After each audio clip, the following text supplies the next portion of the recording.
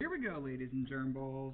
I was told that my last video lesson was not fun enough, so we're going to fun it up. Today we're talking about conics.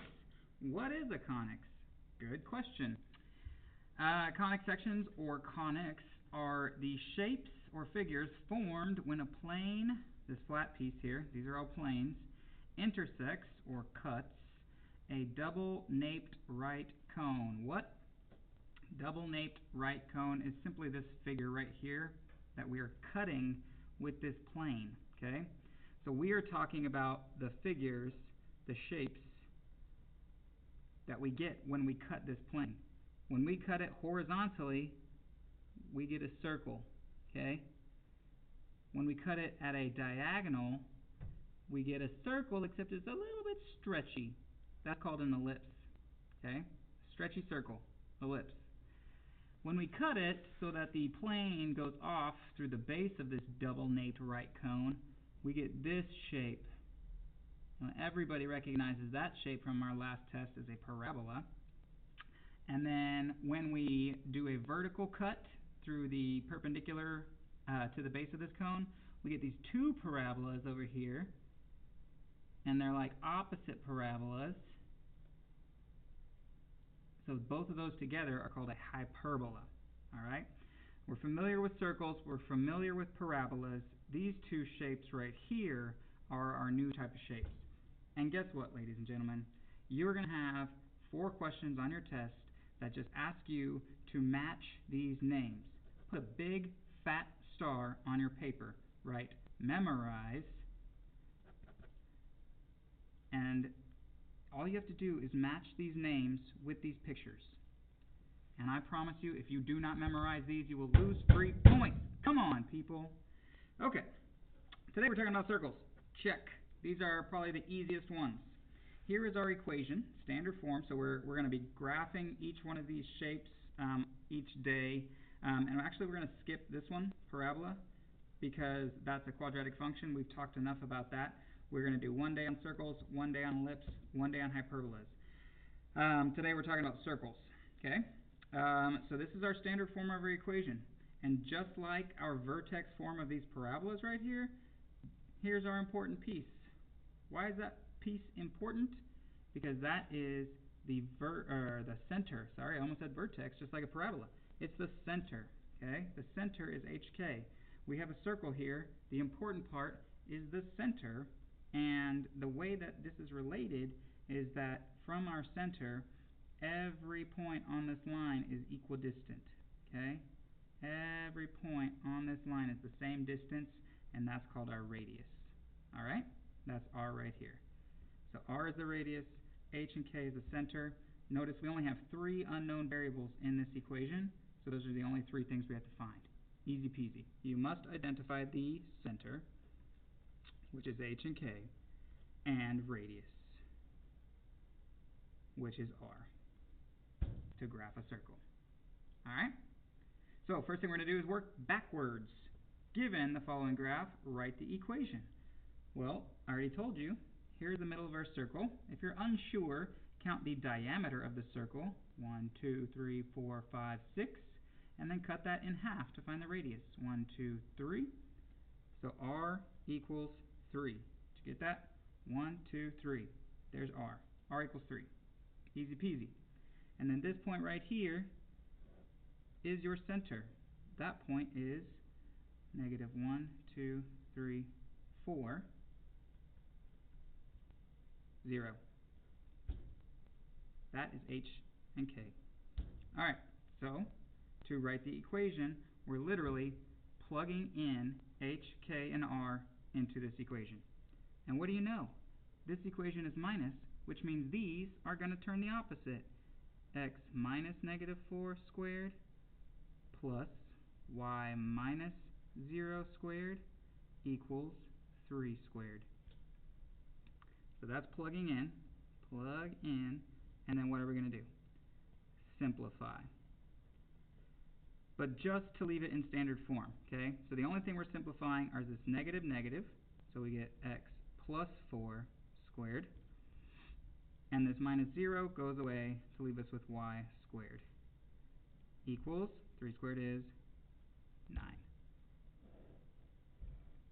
So again, identify your center and the radius.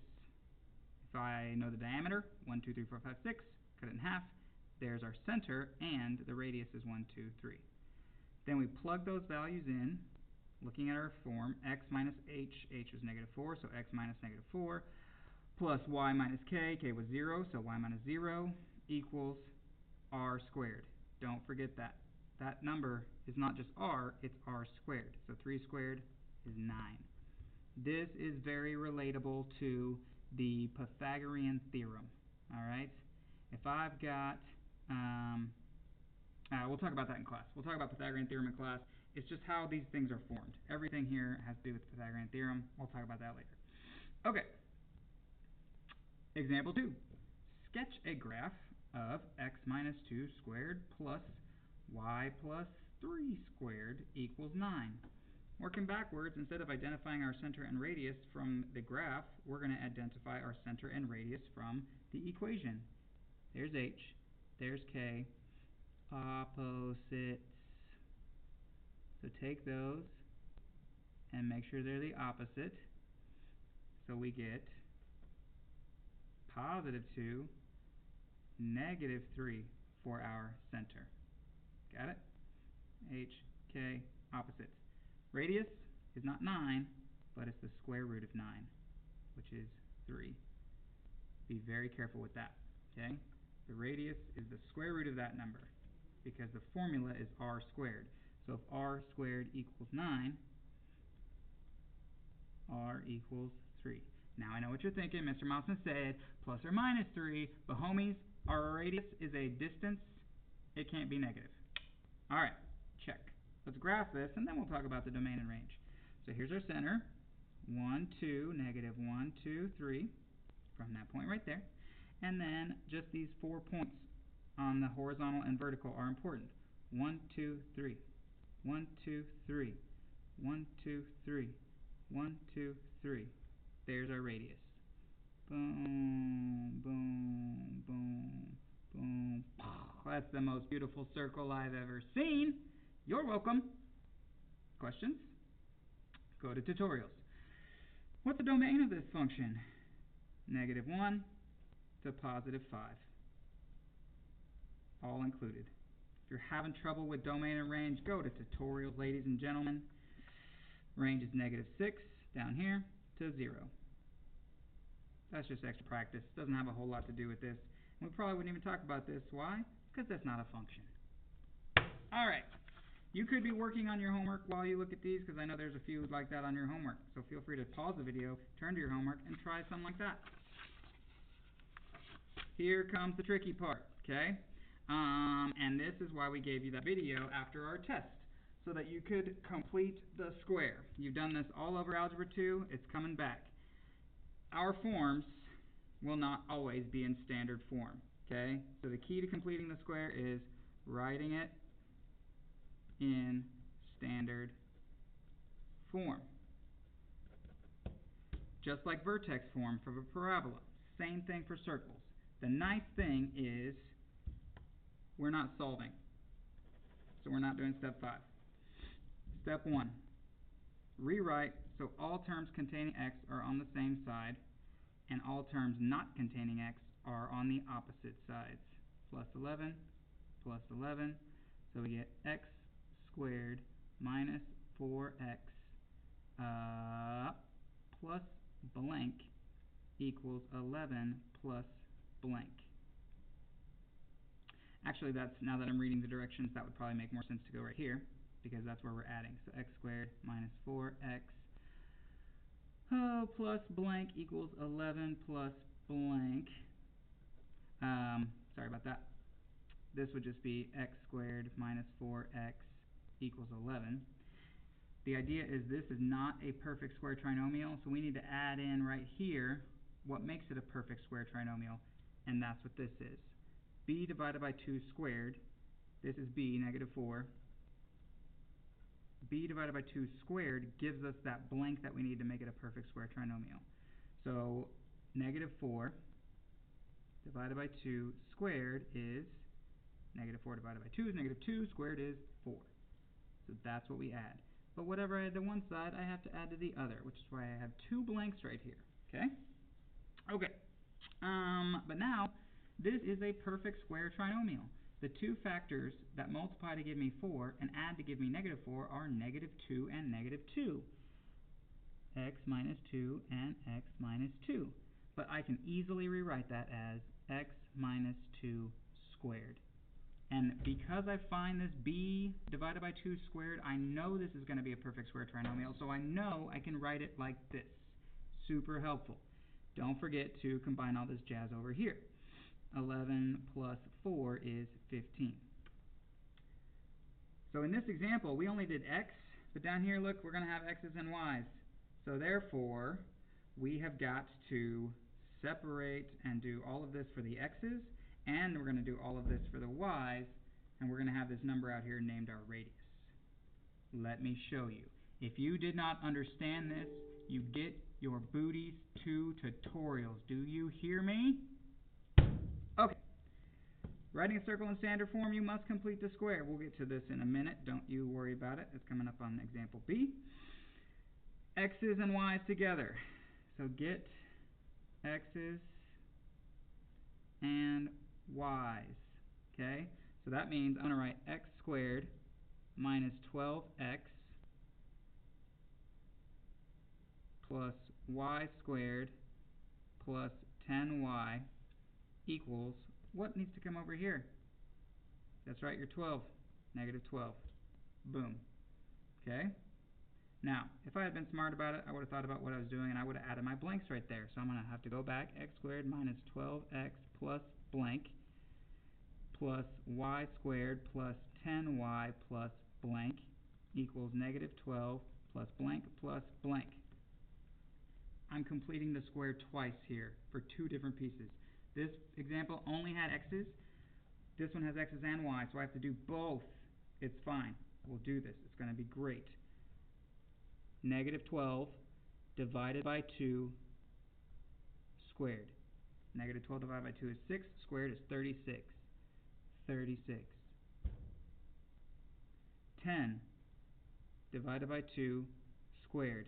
10 divided by 2 is 5. Squared is 25. Plus 25 on both sides. Alright, we have created a perfect square trinomial. The two numbers that multiply to give us 36 and add to give us 12, negative 12, are negative 6 and negative 6.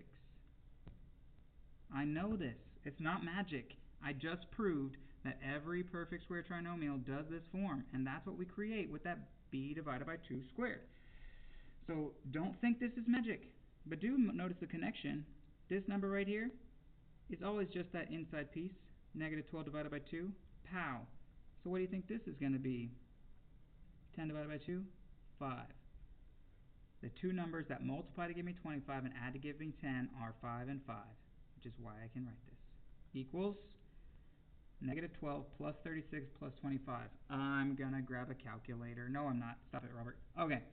36 minus 12 is 24, plus 25 is 49. Yes. Easy. Look at that. One step. I probably wouldn't even have to write this step. I just forgot my blanks. Easy. We'll do this one. That one's actually going to be a little bit trickier. Okay. What's our center, just for fun? That's right. Positive 6, negative 5. What's our radius? It is the square root of 49, which is 7. Questions? Go to tutorials. This one's going to be trickier because the A, of course you can't see that, sorry. Center was positive 6, negative 5. Radius was square root of 49, 7. I'll do better, don't worry. Okay, so like I was saying, this one is going to be harder because A is not equal to 1. There's an additional step between 1 and 2 here. So if A is not equal to 1, that's this, there it is. There's an additional step right here when completing the square. If A is not equal to 1, you have to factor out A. Okay? And I'll show you exactly what I mean. Alright, in this step in this problem, I am going to include this step because that's where we're going to factor. So I'm going to write 2x squared plus 4x plus 2y squared minus 12y equals 12. Because these 2's are here, that's going to throw off this perfect square trinomialness. So therefore we have to get rid of those 2's. So this is where we're factoring out a. So factor out a is what we're doing here from the x's and y's. And they're like two separate problems. What's the factor here? 2, which leaves me with x squared plus 4 plus blank.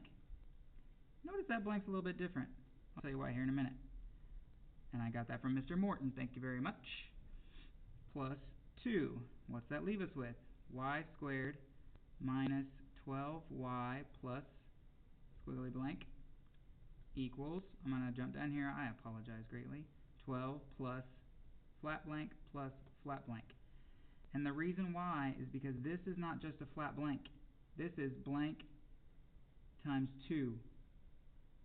This one is blank times 2. When I add some number here, I'm not just adding a number here, I'm adding 2 times that number right here. So that's why these squiggly brackets, or these squiggly lines, are not the same as these. Well, actually, yeah, they would be, because I have that 2 right there. Mr. Morton. Ay, caramba. Anyways, so notice, I'm adding something here, then multiplying by 2. So I have to add something here, then multiply it by 2. And this is just our b divided by 2 squared part. 4 divided by 2 is 2. Squared is 4. 4. 4 and 4.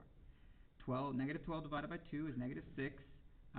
Squared is 36. So this is almost the same problem.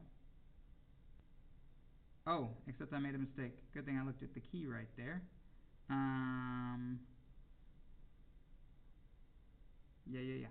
So that's going to give us negative 6 when I factor that out. Phew, sorry. 6 divided by 2 is 3. Squared is 9. Alright, if you have a copy of the notes, you're going to notice something, and I'll get back to that in a minute. Now this is a perfect square trinomial. 2x plus 2 squared plus 2y minus 3 squared. Again, the only two numbers that multiply to give me 4 and add to give me 4 are 2 and 2. The only two numbers that multiply to give me 9 and add to give me negative 6 are negative 3 and 3. Negative 3, which is why I can write this. Equals 2 times 4 is 8. 2 times 9 is 18. 12 and 18 is 30, plus 8 is 48. But now you're saying, whoa, this is not standard form because I got these 2's. I can divide everything by 2. That gives me x plus 2 squared plus y minus 3 squared equals 24. So our center is negative 2 comma 3, opposites. And our radius, this is where it gets super fun, is the square root of 24, which we all know is not a perfect square. But looking at the key that I should have been following along from the beginning, I don't know why this is not what I should get. Did I make a mistake? 2 times 4 is 8. 2 times 9 is 18. 18 plus 12 is 30. 38. There it is. Phew! But that would give us 14. This is 16. No, that's 16. Okay. I promise, Ms. Clausen is the better teacher here, ladies and gentlemen. Y'all should transfer to her class. Now that makes much more sense. Equals 4. So, like I was saying, on the notes, we actually divided everything by 2 first. If you want to do that at the beginning, then you wouldn't have this step here. If you want to do that at the end, it doesn't matter. Okay? If everything doesn't divide by 2, that's when this step is going to come in. It could get weird. I don't know. If you divided everything by 2 first, then that problem would have been just like this problem right here. Cool. Alright, here's some problems right here. So why don't you try these, push pause, see what happens, or watch me do the first one, then watch me do the second one. Okay. Ooh, this is a long video. I apologize. So I'm going to do this. X squared, I like how a is not 1 here, so this is an easy one. minus 4x plus blank, I'm going to go ahead and do that, plus y squared plus 8y plus blank equals 5, getting skewy, plus blank. What goes in my blank? B divided by 2 squared. Negative 4 divided by 2 is negative 2, squared is 4. These are the same thing. The only way these could get harder is if they get bigger, so you're going to see a lot of the same ones. Don't forget your 4 over here. 8 divided by 2 is 4, squared is 16. Thank you very much. 16 over here. And now let's just complete the square. X minus 2 squared plus y plus 4 squared equals 4 plus 16 is 20 plus 5 is 25. Gorgeous. Our center, opposite, positive 2, opposite, negative 4. Our radius, square root of 25 is 5. So to graph this, and again we're just sketching, so we just need the center, 2, negative 4, and then 5 points in either direction. 1, 2, 3, 4, 5. 1, 2, 3, 4, 5. 1, 2, 3, 4, 5. 1, 2, 3, 4, 5. And draw the most beautiful circle you've ever seen. Oh, if you can draw a better circle than me, I dare you. I dare you. I used a protractor right there. Yeah, in your face. Domain, negative 3 to 7. Range, negative 9 to 1. This one is exactly the same. Hit pause on your video right now. Try it. And welcome back. Let's see if you got it right. X squared plus 4x plus blank plus y squared minus 10y plus blank. Sorry, I got confused because my 12 is over here. Equals 12. I moved it over, made it positive, plus blank plus blank. This one I didn't have to do that because my 5 was already over there. That's why I got confused. A little bit different every time. You never know. Okay. 4 divided by 2 squared is 4. Negative 10 divided by 2 squared is 25. These will always be positive, ladies and gentlemen. 4, 25. X plus 2 squared plus y minus 5 squared equals 12 plus 25 is 37 plus 4 is 42. No, 41. 12 plus 4 is 16. 16 plus 25, 10 plus 25 is 35, plus 6 is 41. Yeah, 41. Why does that weird me out? Because our center is negative 2, 5. Our radius is going to be the square root of 41. Hubba. Negative 2, positive 5. What's the square root of 41? I don't know. It's not a perfect square. So I can't have a whole number. Can it even be broken down? No, because 41 is a prime number. This is where you grab your calculator. No, don't grab your calculator. Do this in your head. What are the perfect squares that surround 41? 36 and 49. 6 times 6 is 36. 7 times 7 is 49. So this number is approximately in between 6 and 7. That's easy. So from this point, go 1, 2, 3, 4, 5, 6, 7, and put it in between those. 1, 2, 3, 4, 5, 6, 7, and put it in between those. Whoops, hang on. 1, 2, 3, 4, 5, 6, 7. There you go. Let me check my notes to make sure I'm doing this right. Yeah. Miss Clausen used a calculator, which is great, but I'm just sketching. And I don't know if you're going to get a calculator on this test, so here we go. 1, 2, 3, 4, 5, 6, and between 6 and 7. 1, 2, 3, 4, 5, 6, in between 6 and 7. And then the best circle you've ever seen. The key is to understand that it just needs to scrape those points, not hit them and go off. Okay, that one was not very great. Sorry. The domain is going to be negative 8 point something, negative 8 point something, scribble, to 4 point something. And we're going to talk about whether or not we can use calculators on this and find the actual value. The actual value is 6.4 as our radius, so it would be, -8. Yeah, you get me. Okay, the range would be -2 point something to 10, 11 point something. And if you're not really paying attention, that's going to throw you the heck off. So pay attention. Turn off your darn music, your hip-hop, bebop, and pay attention and listen to these words and see what I'm doing and understand. Alright, now we're going to also have to write equations from given information. Whew. Attributes. So let's think through this logically. The endpoints of a diameter are 2, 1, and 2, -4. If you're looking at Miss Lawson's notes, she did a wonderful job of using the midpoint formula, but I really like sketching this out. So I'm going to go grab some graph paper. Un momento.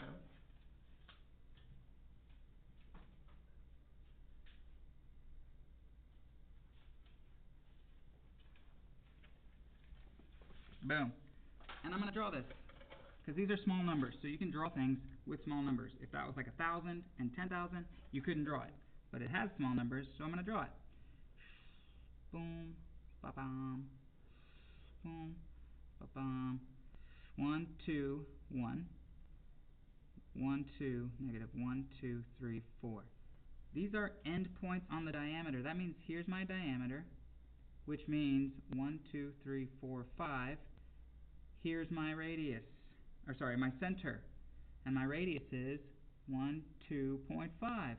So we know R is equal to 2.5. Alright, so we're going to go from here, 1, 2.5, 1, 2.5. And I really don't even need those, because all I need is the center, which is 2. And if you look at your points, that makes it kind of obvious. If these are on our diameter, the x value has to be 2, right?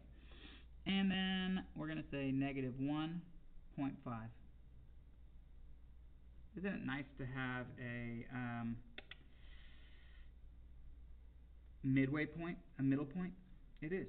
Okay, now we can write our stinking graph. Here's something that you might notice though. We're not going to use decimals. What's 2.5 as a decimal? 5 halves. What's -1.5 as a decimal? -3 halves. Good to know. So that gets us x minus 2, because it's the opposite, squared, plus y plus 3 halves squared equals 5 halves squared. That's right, 25 fourths. You try this one. Watch out for that bad boy. Oh wait, this one's easy. This one just comes from the first page. Sort of. HK. X minus 0 squared plus y plus 4 squared equals square root of 5 squared. Easy. X squared plus y plus 4 squared equals 5. Boom. Yeah. How you like that? Good job, everybody. Come to tutorials. Come to tutorials!